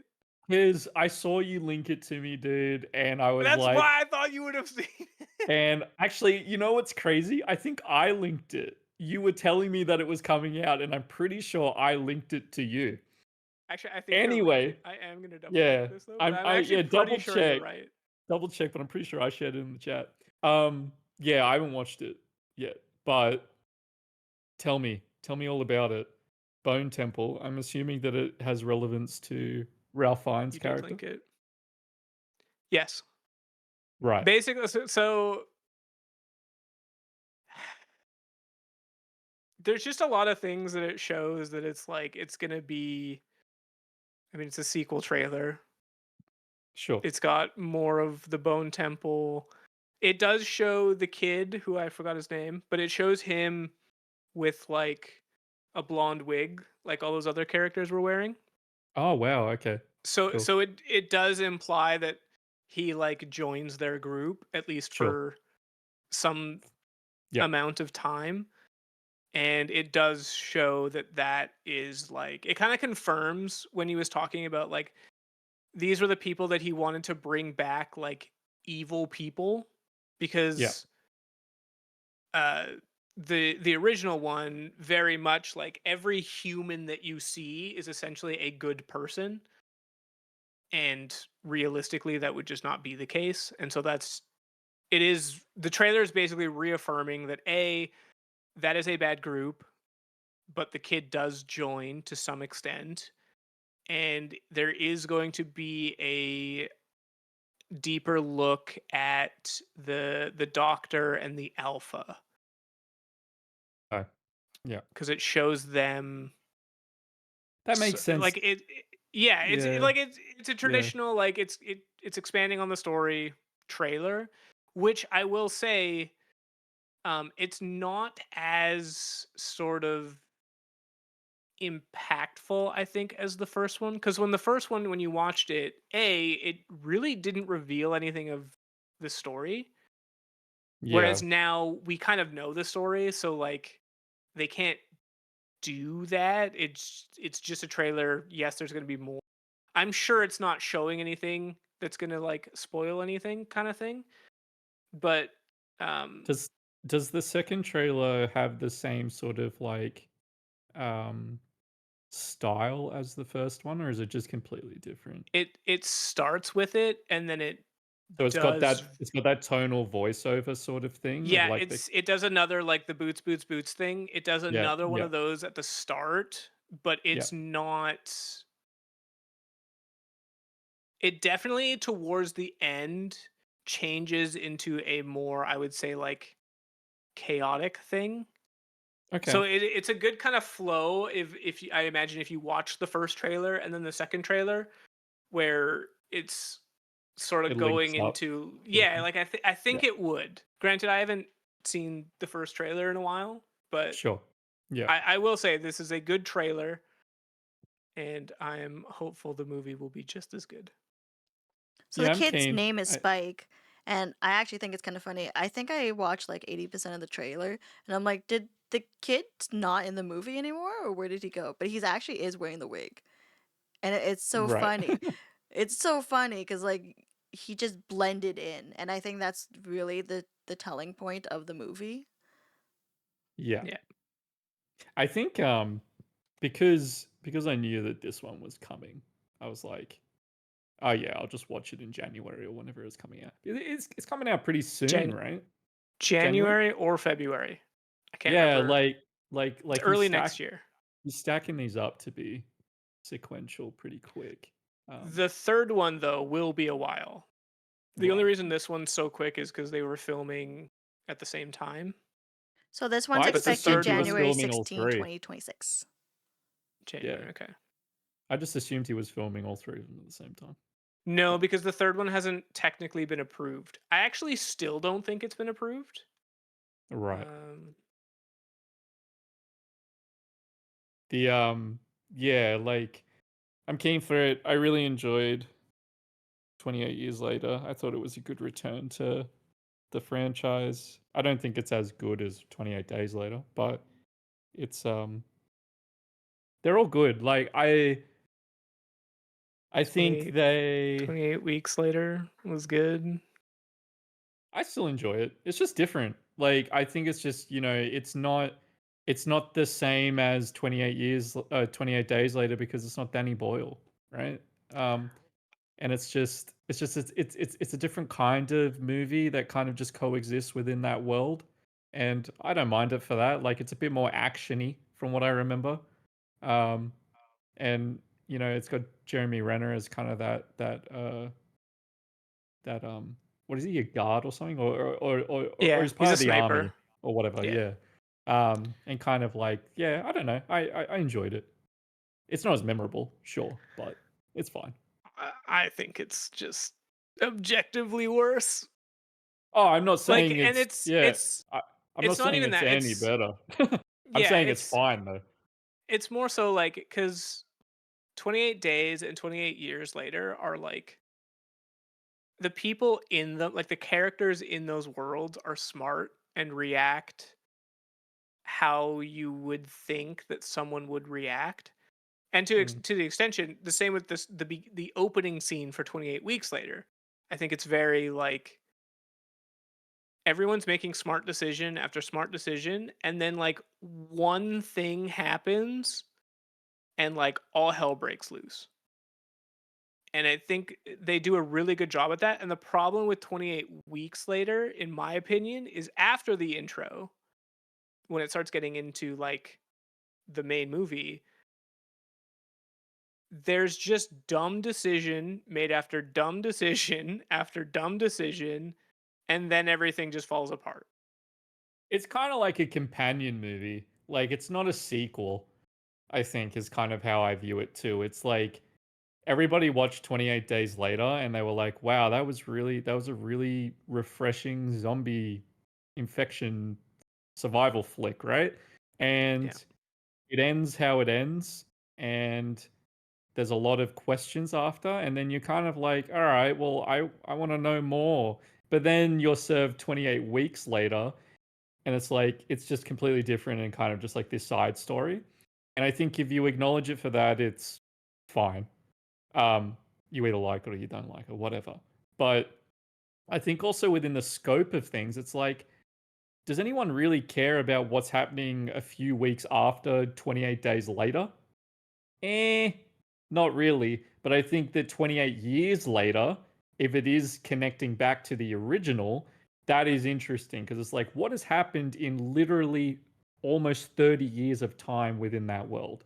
A few weeks, or like not a few weeks, but 28 weeks later after those events isn't as interesting because it's it's in the same calendar Yeah. year, right? Like, it's like, all right, well, not much has probably changed. Like, it's probably the same sort of factions controlling things, like there'd be new characters and such, but literally 30 years later, you're gonna have new characters like Spike and stuff come through, which Yeah. are interesting.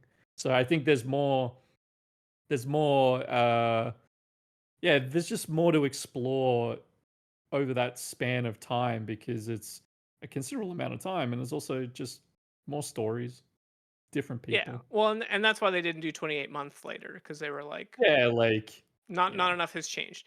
no. But I will say that like even with 28 weeks later, I think it would have been better received if they just made it because they basically made it so it's like everything's sort of contained and we need a way to break that to have a movie realistically.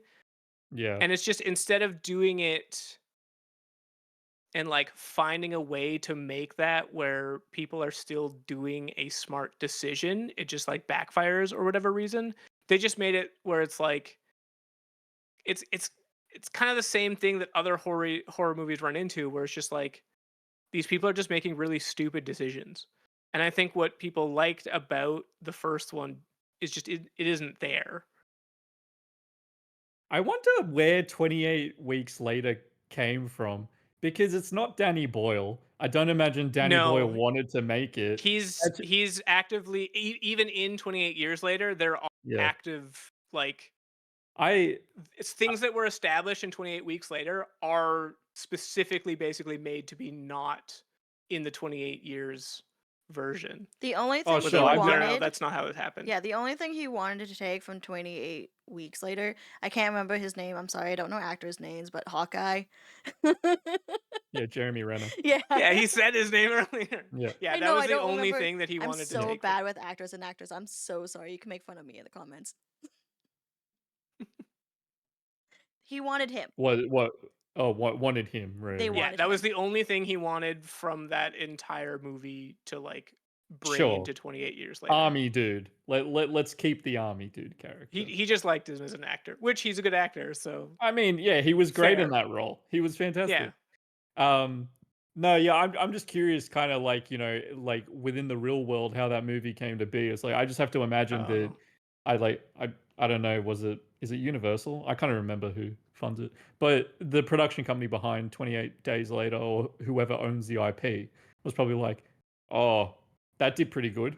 We should bank and make a 28 Weeks Later, and it's but just then a it's weird completely to different. not get Danny back. Well, that's what I mean. It's just like I'm sure that they would have approached him and be like, no, I'm not doing 28 Weeks Later. Like, I have plans in a long time to do another movie or a trilogy, Yeah, but it's not this. So it is kind of just, it feels like it's one of those artifacts of like production company overlords come in and be like, yo, make movie with name, please.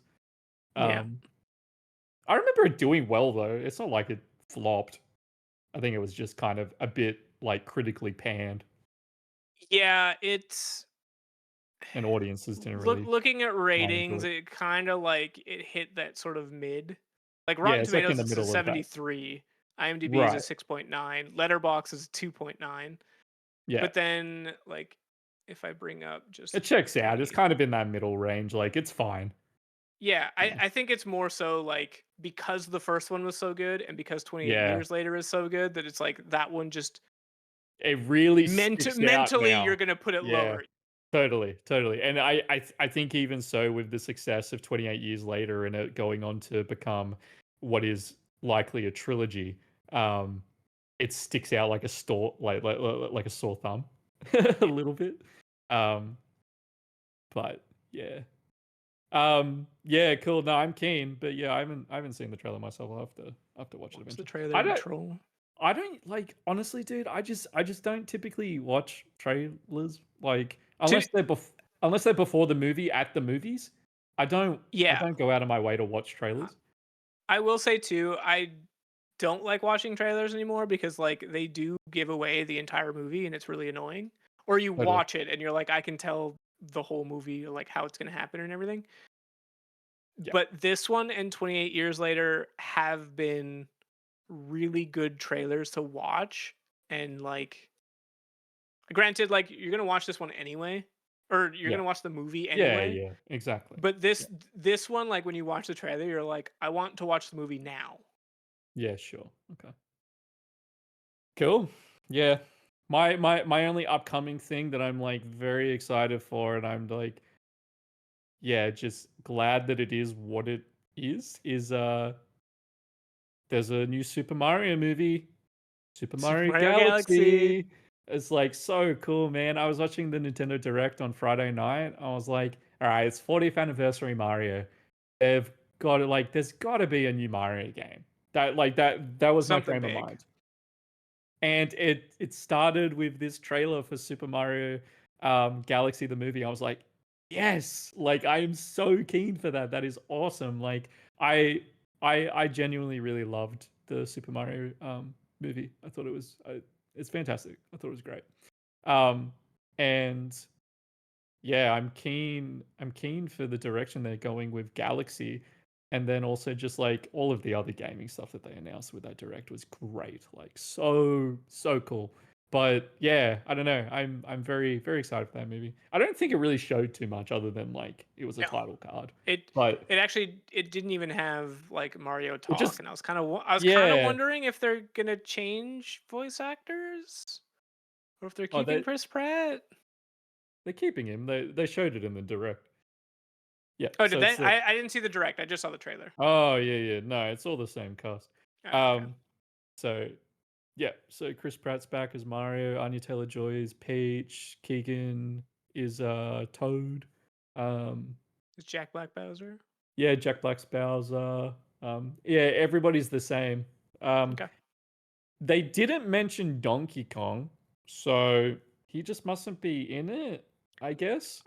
I could see him not being in it. I also don't think Donkey Kong's really in Galaxy the game. That's why I don't. Yeah, Yeah. I granted I didn't play like Odyssey or anything like that, so could be wrong, but Well, I'm I pretty didn't play sure he's Galaxy not in 2, it. but in Galaxy he is not in there. Yeah, I yeah, no, don't think he's in them. I mean, Odyssey's its own thing, but like Galaxy Yeah, 1 and sorry. 2, Galaxy 1 and 2 he's not in. They're doing a dual pack, releasing those on Switch at the beginning of October, which is sick. So keen. But yeah, and I think the only one that we don't know about who is clearly going to be in it is Rosalina. I don't think they said who's voicing Rosalina. It'll probably So be a closer to build hype again. yeah, I imagine so, because I don't remember Rosalina in the first movie. Nope. And I recall her coming in with Galaxy. At least that's when I first knew of Rosalina as a character within Super Mario. Yeah, that's But, her first, and yeah. now she's kind of in Is everything. that her first? Yeah, Yeah, Yeah, Galaxy. exactly. she's yeah. Well, it's a different character in 2. I mean, she's there, but like it's a different person you're helping. But yeah, she is in the first one, and then she's in all the Mario Karts and everything. And she's my favorite character, by the way. Who do you want to voice her? Don't ask me that. I don't know actors and Come on. actors, Nick. I was gonna say That's name fine. an actress. Yeah, just do a Name really... a character in a movie that Yeah, you would exactly, like. and we'll tell you. It's weird because Come she on. doesn't really talk.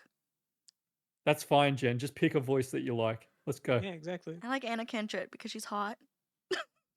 Okay. Anna Kendrick, because she's hot. The I hot want you as actor for the Rosalina. voice acting role. Got it. Yeah. You heard it first here on the list, Anna Kendrick. If you're watching or listening, we want you as Rosalina. That actually wouldn't even be a bad one. Yeah, actually, I could. That's Like, I a could- fine. That's a fine Yeah, casting. I could I see actually that. think she. I actually think she's. I don't think quite, it will like, be, but I think she's quite it'd be billable cool. too. You know, She like, has- people Yeah. like her. She has a range of being fun. But I just don't think that's what Rosalina is. She's is my not. That's the point. Yeah, thing. Well, Yeah, I I'm think not she sure. could be. Like, realistically, if she got the role, I think she could do a take of it. Like, even Princess Peach in this movie universe I mean, Anya isn't the Taylor-Joy same as the game. Anya Taylor-Joy doesn't do any sort of voice. Like, she's just her, and Yeah, she's exactly. she's Peach. It's the same with Chris Pratt. Like, Chris Pratt's like, Yeah, we have Chris he's Pratt as just Chris Mario. Pratt. Okay, anything can happen. Yeah, exactly. So I could see that. Actually, yeah, that's not bad. It'd I be a like fun it. one. Yeah, I do I'm gonna good. put my name down. Yeah, you do good. You do good. I like it. Let's go straight to Miyamoto. Let's at do it. Miyamoto and be like, yo, Anna Kendrick, what do you think? And we won't get any response. But look, Nope. we'll feel like we put it out there. We put it into the universe as a possibility. I'm actually really excited to see more Lumas too. Oh yes, Lumas are so good. they're the chubby stars, right? Yeah, the weird stars, yeah. suicidal depression one They- in the The movie. blue one. They talked as well in this little thing. Yeah. So Yeah, it'll be. Well, they it'll be talked in the fun. first one too. Oh, I can't remember. it was the little It's depressed one in the cage. when they're hanging in the cages. Yeah, the blue depressed I one. can't. I need to watch it again. I can't remember. Says he likes the movie. Doesn't I did like recall the movie, greatest bro. part of the movie. All I remember is like I just remember Interstellar, Oppenheimer, and Raiders of the Lost Ark. They just live rent free in my head. Everything else, I see it, it's great. I forget it 3 weeks later. That's just the way I roll, Rolling. baby. That's Rolling. the way I roll. You also forget about your watch list all the time because you don't watch any fucking That's movies on it. Dude. All right, so Just to that's rejar your beautiful. memories, Nick, some of the best Yeah. quotes from this blue Luma was, "The only hope is sweet relief of death. There is no sunshine, only darkness." Oh, actually, I do remember this now that Yeah, you're saying see? it. Yeah, I do remember because I was like, Oh what the my fuck is this goodness. star talking about? Everything's over Exactly. now, and all that's left in you is an infinite void. It's so good. I love it. Incredible. No notes. Anna Kendrick, make it happen. Come on. Do it. All right. Well, that's a beautiful segue into the watch list. The watch Um, list. the watch list. Na-na-na-na-na-na-na. Okay, so Um, Dovey elegantly for fucking what 6 weeks running has not added anything to his watch list. I So, actually have. oh, Okay. have you? Okay, hold up. Huge. This is While huge. I was All right, anybody listening or watching, this is actually huge. This is massive. I have This is the 6 movies on it. this is the first week that I'm going to be able to pick from 6 movies on a list. I actually don't know if you can. Okay, well, let's have a look. So And it was literally just like big movies right now, and I went through it big and just movies basically right clicked. now. You're killing me, dude. Killing me.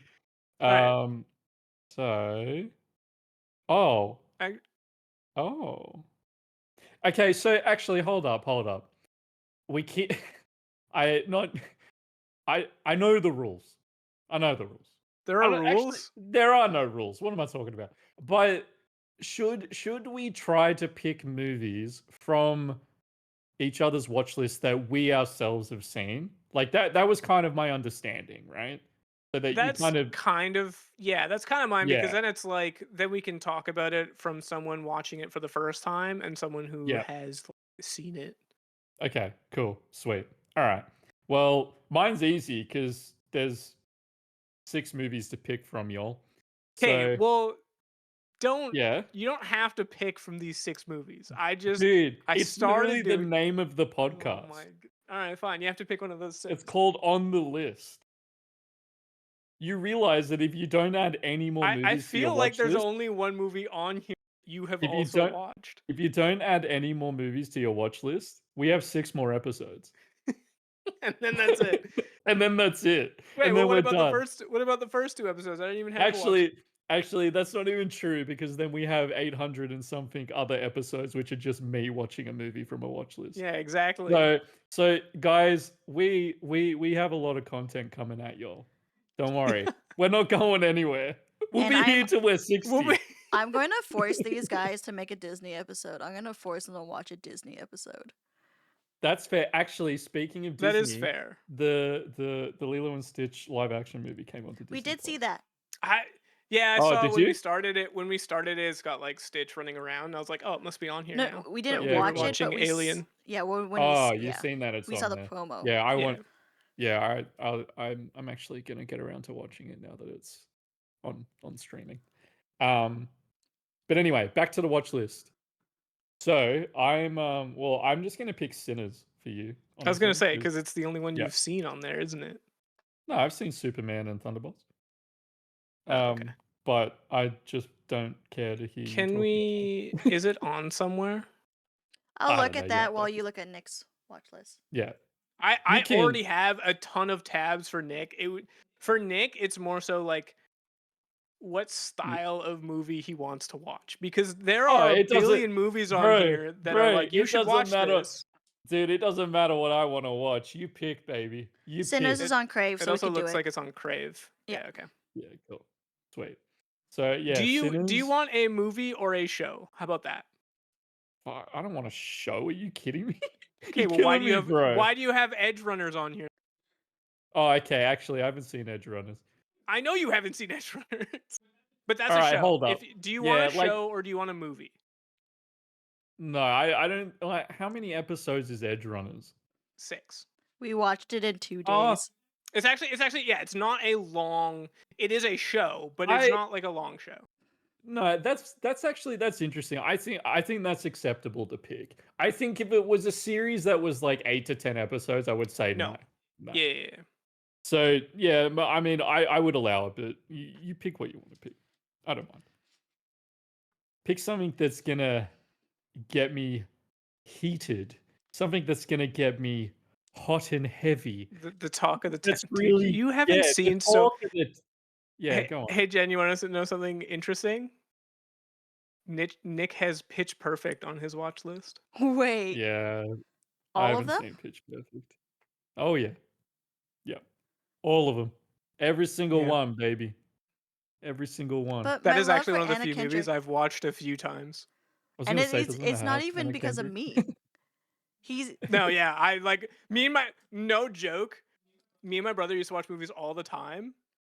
We've watched Pitch Perfect a couple times. I have a friend that watched Pitch Perfect like in the background as she was drawing. She watched it, I think, I don't know, 6 or 7 times within a few weeks. Hell. And and the only reason I know this is because she would log it each time on Letterboxd, and I just see Pitch Perfect 5 stars every single time. I'm like, It's times have so you good. watched this? Like, what's going on? It's like I just like listen to the soundtrack. I'm like, fair enough. Fair enough. I think you have to watch Pitch Perfect. Are you kidding? I thought you'd pick some.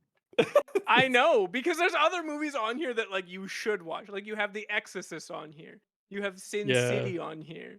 You have Yeah. fucking Enemy at the Gates on here. Yeah. You Yeah. have Attack the Block, which is John Boyega's What's- first movie, and is actually Oh kind yeah. of good. Yeah, I've heard that's good. Yeah.